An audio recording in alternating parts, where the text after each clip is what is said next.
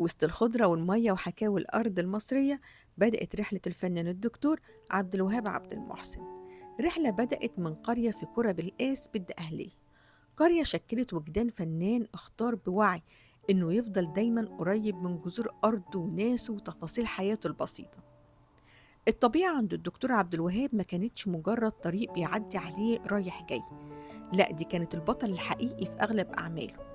وعلى مدار السنين ما كانش بيشوفها بعينه بس، ده كان بيحاول يفهم رموزها ويحكي حكاياتها. لما بدأنا الحلقة قال لي جملة لخصت كل حاجة: مش عايزة أتكلم عن فن ولا أسلوبي، أنا عايزة أتكلم عن طفولتي، عن ذكرياتي، عن حياتي، وعن اللي عشته وعاش في قلبي. ومع كل كلمة قالها عن حياته اكتشفنا إن حكاياته موجودة بحذافيرها جوه لوحاته.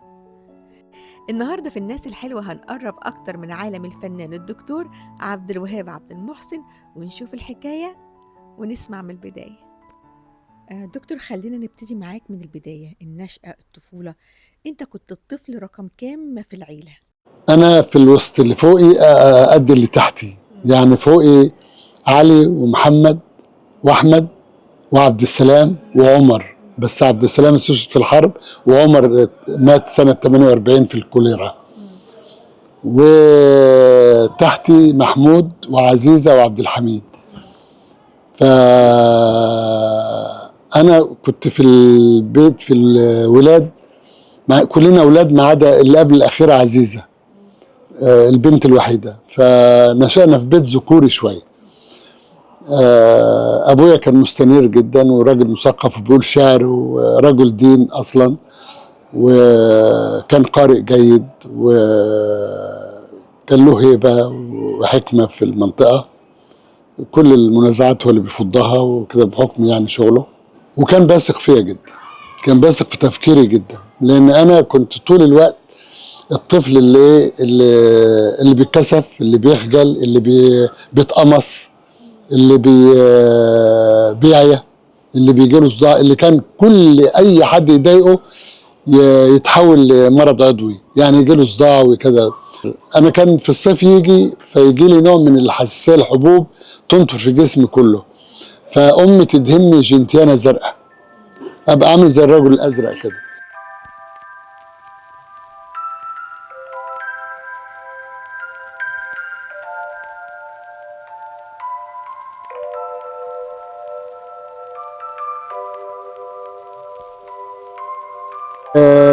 لحد ما تنشف الحاجات على جسمي، فابدا ارشها، وبعدين ابدا اشيل القشره اما تجف الالتهاب ده يعمل قشره مع الجنتيانه بتجففه، فبشيل القشره فيبقى فيه دايره وردي كده، ولو لسه القشره ما فصلتش فيبقى فيه نقطه دم بسيطه جدا. فضل الايقاع اللوني ده او العلاقه اللونيه دي موجوده لحد دلوقتي في شغلي، وانا طبعا ما بتعمدش استحضرها، لكن انا دلوقتي قاعد بتامل مصادر الاشياء ايه.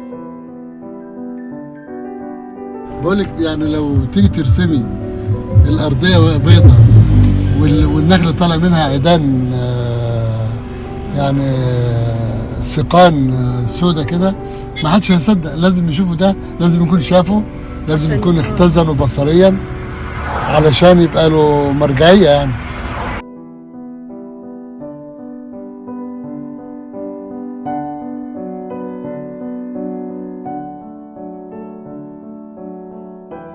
ببقى حابب ان يبقى في مرجعيه، مرجعيه للون، مرجعيه للشكل، مرجعيه للفورم، مرجعيه للايقاع، مرجعيه للعلاقه. وانا اعتقد ان ده جزء كبير جدا من الهويه. علشان الهويه تتحقق يبقى في مرجعيات لبيئتك، بتلاقيها موجوده على الصوره، مش في شكلها الطبيعي ولا في شكلها المكتمل، لكن على الاقل ريحتها، ايقاعها، لونها. الطبيعة عند الفنان عبد الوهاب عبد المحسن ما كانتش مجرد مساحة خضراء بيملى بيها لوحاته، الطبيعة كانت مدرسته الأولى.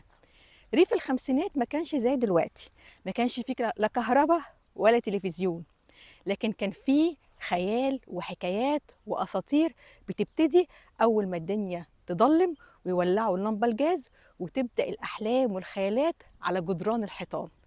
تعالوا نشوف الحكايات أثرت فيه ازاي. الريف فيه حاله شجن شديده جدا، اولا الريف اللي انا عشته غير دلوقتي. الريف اللي انا عشته لا فيه قهاوي ولا فيه ميه ولا فيه كهرباء. البيوت اللي بيدخل من باب الاول قبل البشر البهايم والحيوانات، لان ده مصدر دخلهم ومصدر البيوت اللي مسكونه بالاساطير وبالحكاوي. فانا عشت الجو ده. فكون ان انت تستلهمي ده وتتواصلي معاه وتفكري فيه، فده بيديلك افق غير بتوع القريه اللي هم عايشين طول عمرهم ما بيدوش نفسهم فرصه يفكروا سوى في المحصول. عمل ايه النهارده وهيعمل ايه بكره وهكذا. يعني فكره التامل دي كانت متاحه ليا، لان انا في الاخر مش فلاح، يعني ما عنديش ارض. انا عايش في وسطهم، اراقب واحلل وشاهد. لكن هم اللي يعني مهما اشتغلت في الارض ما قمتش الصبح الفجر مثلا حشيت برسمه عشان اكل بهايم. فده بالنسبه لي ما يخلوش يعني هو غرقان في اللي بيعمله. فانا لا. ففكره الشجن اللي بتصيب اي حد، يعني هم بيعيشوا في الحزن اكتر ما في الفرح. معظم سكان الريف كمان بيعيشوا في قهر اجتماعي، لا فيه طب ولا دكاترة ولا مسارح ولا سينما ولا أي نوع من الترفيه. يعني هم بيغنوا في حالتين اتنين، في الفرح أو في اليتم، اللي هو العديد والإيقاع متقارب جدا. يعني أنا قاعد في يوم في البيت وعمتي أخت أبويا، هما اتنين، أبويا وعنده بنتين إخوات، بنت فيهم ماتت. فعمتي جاية تقول، يعني أول ما دخلت الراديو مفتوح، طف الراديو اختك ماتت، طف الراديو اختك ماتت. حتى ايقاع العديد، حتى وهي بتقول الخبر هي جت تعرفنا ان جالها تليفون ان اختها ماتت. ف فالريف في حاله شجن شديده جدا. انا كنت علاوه على ان فكره الضوء، اول ما الدنيا تليل فالضوء بيبقى مقتول وحزين، وبالتالي الحيطان ارهاصه للافكار وللخيالات يعني انت ممكن تنسجي حكاوي من خيالك ملهاش علاقه بالواقع، لكن انت شايفاها على الحيطه مرسومه لمجرد الضلمه. واخده بالك ازاي؟ فانا عشت ده كله. يعني نيجي بالليل المغرب يدن، فالوطويط تمشي في الشارع من اوله لاخره، فاحنا طول النهار طول الليل مشغولين بصيد الوطويط اللي خفافيش مثلا. يعني حاجات غريبه جدا. وبعدين تلاقي هنا بقى علاقتي بالاشكال. لو جينا مثلا تلاقي ايام الفول، حصاد الفول، فيعملوا مدمس. ما الفول نشف، الحطب بتاع الفول بيتكسر وبيتعمل دايره ويولعوه في الشارع ويحطوا القدره بتاعت الفول. ده الموسم بتاع المدمس في الريف. فتلاقي دايره وفوقها كوره، ده كله فيجوال، اشكال توحي ليا بالديزاين بعدين، بالعلاقات الهندسيه في الشغل. التمرد أو الطريق الإبداع. تخيلوا طفل عنده 12 سنة قرر إن هو يسيب أهله ويعيش لوحده علشان بس يتعلم. طفل انضرب 21 خرزانة علشان خاطر رسم. ورحت المدرسه في نص سنه خمسه. وانا في سنه خمسه اول مره بقى اتعامل مع طباشير ملون وسبوره. فكان عندنا مدرس محمد الدرس، كان عامل شنب دوجلاس، ودي كانت في الفلاحين تقليعه، يمكن كان هو الوحيد في المنطقه اللي عمل ده. فانا كان عندنا حصه مواد اجتماعيه، في تربيه وطنيه وفي كذا، فبينهم الفسحه. فانا في الفسحه رسمت صوره الاستاذ ده. فهو دخل قال مين اللي رسم ده؟ فانا طبعا فاكر ان ده يعني حاجه جميله، فقلت له انا. قال لي تعالى يا ابن الكلب، وضربني 21 عصايه بالخرزانه. فطبعا فانا خفت اقول لابويا لا يرجعني الكتاب تاني. بس فدي كان اول مره تبقى علاقتي بالرسم، اول مره. 21 خرزانه. هو فكره ان انا لما بقعد دلوقتي افكر في التكوين اقول في قرار، في اراده للتمرد، في قرار للتمرد، دي نقطه فارقه. في حاله شجن تجاه الغربة إن أنا سبت أهلي ورحت بالقاس، سكنت لوحدي، دي نقطة فارقة. كان عندك كام سنة لما رحت؟ 12 سنة. المفروض أروح أعيش لوحدي، كنت بنام بالليل مقرفص خايف من العفاريت ومن الجن والبتاع اللي كنا بنحكي عنها، وكنت بنام مرعوب، والمفروض أطبخ لنفسي والمفروض أكل نفسي والمفروض فكرة أواجه الكون كله ب25 قرش في الأسبوع، واخد بالك؟ يعني كان بالنسبة لي، فما حبيتش ده استمر في حياتي. فالروح هنا تملك التمرد وتملك الشجن، وبيئة مثقفة تتأمل كل الميثولوجي والحكاوي، فناقص ايه الا انك تتعلمي شوية مهارة عشان تبقي فنانة، واخد بالك؟ فعناصر التكوين دي مهمة جدا الواحد يسترجعها دلوقتي لسبب بسيط، لعلها تكون جايد لأي حد عاوز يبقى فن يدور في نفسه.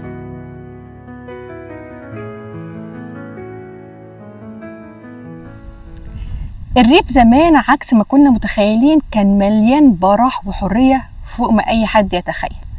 وسط البراح ده بتطلع حكايات أحيانا بتكون مضحكة والقدر بيلعب فيها دور كبير، زي حكاية الغازية اللي ربط ما بينها وما بين دخول عبد الوهاب عبد المحسن كلية الفنون الجميلة.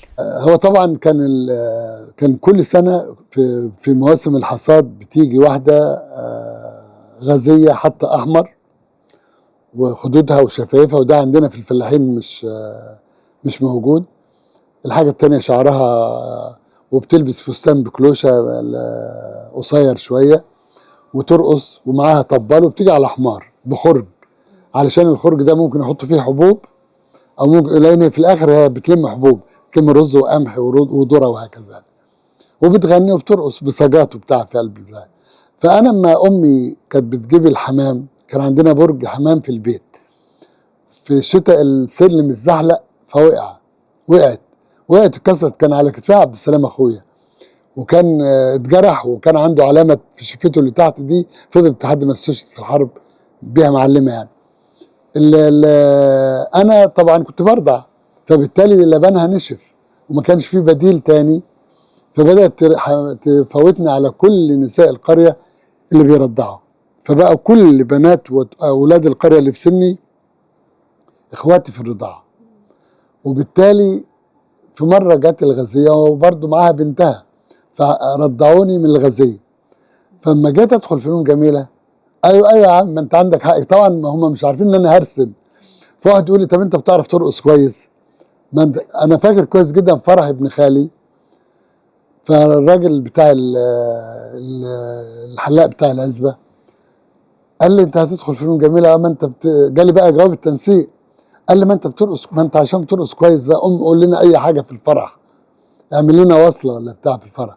فده كان مفهومهم، لان يعني بس الغريب ان كل ده ولا اثر فيا ولا عمل لي احباط ولا عمل لي نوع من الخجل ولا حاجه خالص، لان انا كنت الاول ولد يدخل الجامعه من العزبه، فبالتالي كنت مصدر فخر لهم كلهم، حتى اللي بيحبني واللي ما بيحبنيش. فنون جميله اسكندريه اكتشفت ان انا اول مره كنت اروح اسكندريه، فاكتشفت ان انا برسم احسن من زمايلي، لان الولاد جايين بقى اللي مربي سكسوكه واللي شايل الفايل وراسم عبد الحليم وسعاد حسني وشاديه والحاجات دي، وكلهم بقى جايين مستعدين، وانا ما فلاح يعني جاي لابس بنطلون اي كلام وقميص اي كلام وبتاع، على ضوء ان يعني حتى ممكن اكون بفصلهم في العزبه يعني، واخده بالك؟ فبعد اول مشروع، اول دراسه عنصر، فبقى يبقى فيه تباين بيني وبينهم، انا بشوف اكتر، انا عندي مهاره اكتر يعني، علاوه على ان انا كان عندي خلفيه لاني بقرا، وانا في ثانوي ابويا كان بيجيب لي كتب، فقاري نجيب محفوظ وقاري المنفلوطي وقاري توفيق الحكيم وقاري العقاد، وكل ده قاريه قبل ما اروح الجامعه. فكان عندي يعني بالنسبه لزمايلي في الفتره دي كنت انا مثقف بالنسبه ليهم وقاري جيد بالنسبه ليهم، كمان انا عايش في بيئه بكر اكتر، ففي فيتاليتي في روحي وفي حيويتي.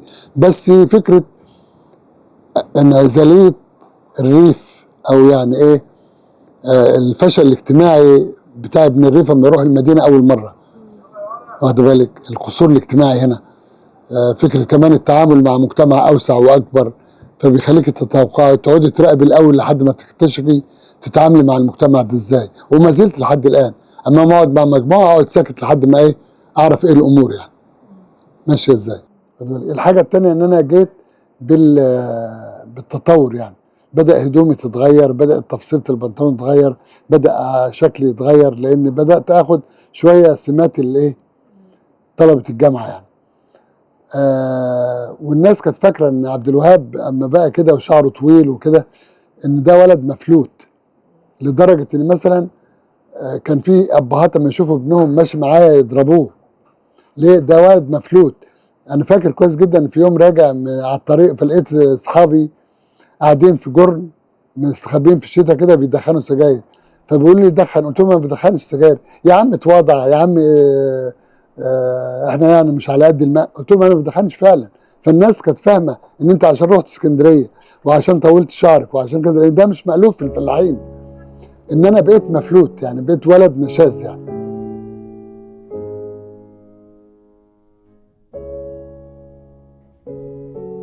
وانا سنه 74 قلت لابويا انا عاوز اروح اوروبا،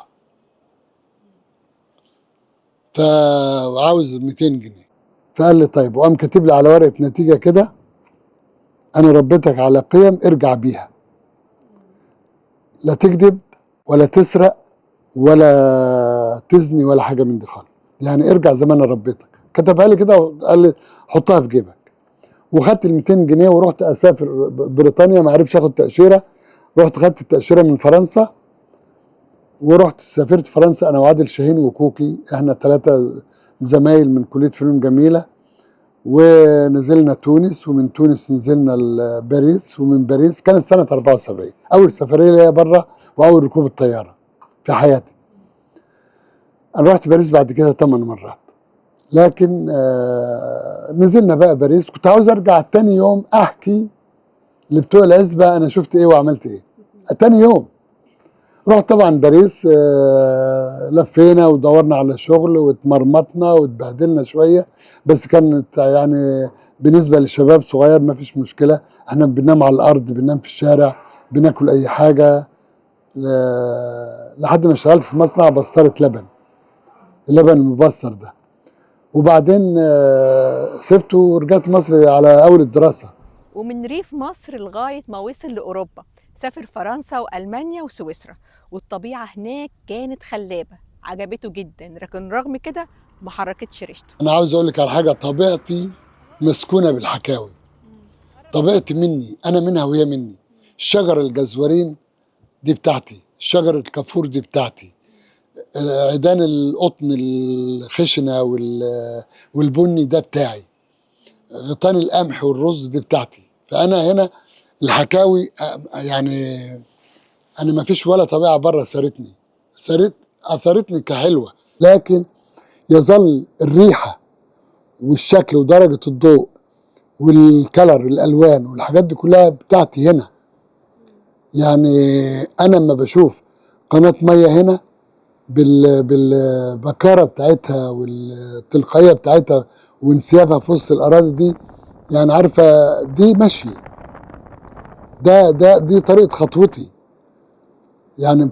لا ما فيش، استمتع بالجمال واستمتع بالهدوء، لكن في الاخر ما فكرتش ولا ما اثرتنيش ولا مره للتعبير عنها، ولا مره للتعبير عنها. الميه هي الميه والترع هي الترع، لكن لا، في تدخل ما، دماغ غير دماغي وعقلي غير عقلي. انا بتكلم بصدق، انا بتكلم بصدق. انت لا تتخيلي انا بقعد لوحدي واقول يعني كل هذا الجمال متاح مجانا، كل هذا الجمال منح من ربنا، فقط افتح روحك استقبل.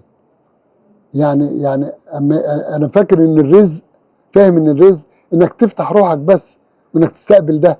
تخيلي كده ارض خضراء وفيها 3-4 نقط بيضة، تخيلي شجرة مقصوصة وفي نبتة بتطلع علشان تديلك معنى للاستمرار يعني. تخيلي لمعة ترعة او مصرف.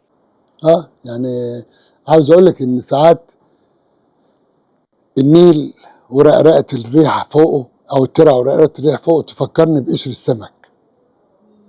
متخيلة العلاقات دي كلها تفكرك بقشر السمك. السمك اللي هو في الميثولوجي رمز الخير، اللي هو في الميثولوجي فقدان الذاكرة، اللي هو في الميثولوجي مرتبط بحكاوي المسيح، مرتبط يعني عارفة الأرموت المرتبط بحكاوي إيزيس وأزوريس. كل دي يعني دي بلدي، ده الانتماء، ده الوطن. ورانا أصحابه من الطيور المهاجرة، وورانا الفرق ما بين الطيور المهاجرة وطيور المنطقة.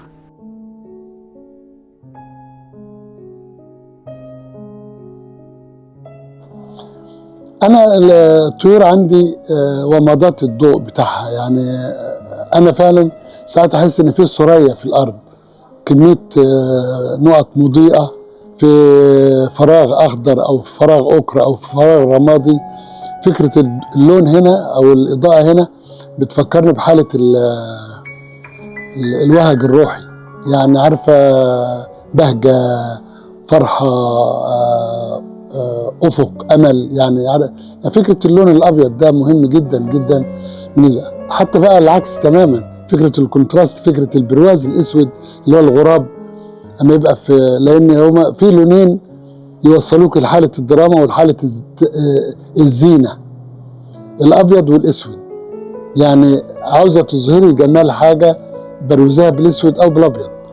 أنا بسمي قنوات المية نوافذ الكون، الفتحات بتاعت الكون المغلق على الخيال، على الأسطورة، على الأفكار.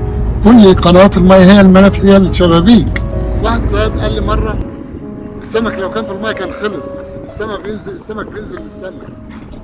فهنا في يعني فكرة المركب ده أيقونة الرزق بتاعتنا، بالتالي الاحتفاء بيها والاهتمام بيها جزء من ارضاء الناس هنا، لان هم كمان اما بيصنعوها بيكتبوا عليها بعض الشعارات، بعض الادعيه، بعض الطواطم، على اساس ان دي مرتبطه بالرزق عندهم. فهنا الناس بيعتمدوا على مفهوم الرزق بتاع ربنا اكتر من العمل، يعني يشتغلوا وبعدين ربنا هو اللي بيرزق. جزء من العمليه الابداعيه تدخل الخيال.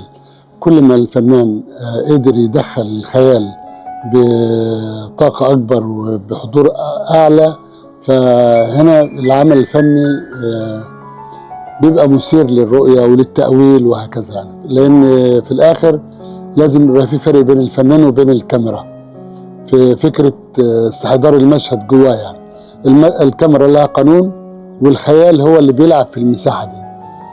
فأنا مثلا لما بتفرج على بمشي في الطبيعة وأقعد أختزن طول الوقت، هنا الخيال بيلعب دوره في البنى، في إن مثلا هو اللي بيوديني لمساحة من السريالية، بيوديني لمساحة من الواقعية، بيوديني لمساحة من التجريب والتجريد وهكذا.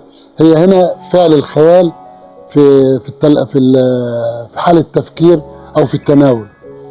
فإنك أنت مثلا تستخدمي العناصر بشكل مكثف أو في مكان غير مكانها، أو على الأقل في إيقاع غير إيقاعها الطبيعي، فده هنا لعبة الخيال في العمل الفني. الخيال بيعتمد على ثقافة وعلى فكر وعلى رؤية وعلى خبرة، وإلا مش هيتحقق.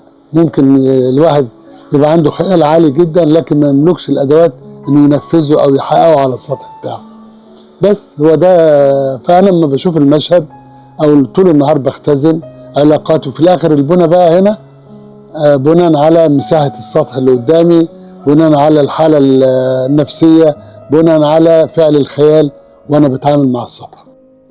مشوار طويل من الشغل والتجريب والنجاح فضل فيه قريب من جذوره والأماكن اللي صنعت خياله وشكلت رؤيته. وأجمل ما في رحلته إنها فضلت محتفظة ببساطتها وصدقها، وقدرته على تحويل حبه للمكان لأعمال شايلة إحساس صادق وروح مصرية خالصة.